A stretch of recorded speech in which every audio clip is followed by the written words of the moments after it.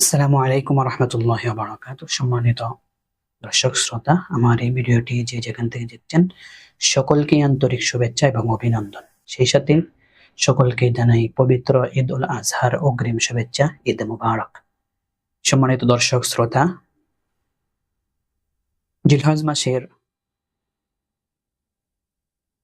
কয়েকটি গুরুত্বপূর্ণ আমল রয়েছে। তার মধ্যে জিলহজ মাসের 1 তারিখ থেকে 9 তারিখ পর্যন্ত লাগাতার 9টি রোজা রাখা। তার মধ্য থেকে নবম তারিখ, জিলহজ মাসের নবম তারিখ, 9 তারিখ অর্থাৎ আরাফার দিনে রোজা রাখা।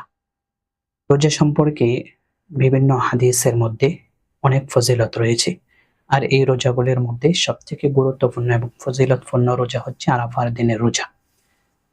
তো সহিহ মুসলিমের দীর্ঘ এক হাদিসের শেষ অংশে আল্লাহ নবী সাল্লাল্লাহু আলাইহি ওয়াসাল্লাম বলেন যে আরাফার দিনের রোজার বিষয়ে আমি আল্লাহ তাআলার কাছে আশা রাখি যে আল্লাহ তাআলা এই আরাফার রোজার মাধ্যমে বিগত এবং আগত মোট 2 বছরের গুনাহকে আল্লাহ তাআলা মিটাইয়া দিবে, সুবহানাল্লাহ।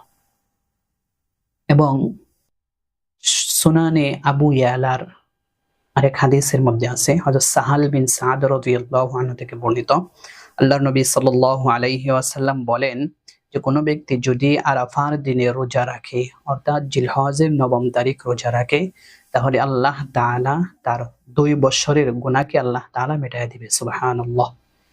এজন্য আমাদেরকে 9 তারিখ, জিলহজের 9 তারিখ, 9 তারিখে আরাফার দিন আমাদেরকে রোজার এই আমলটি করতে হবে। আমরা সকলেই চেষ্টা করব আরাফার দিনের রোজা রাখার জন্য। আল্লাহ তাআলা আমাদেরকে আমল করার তৌফিক দান করেন। আল্লাহুম্মা আমিন।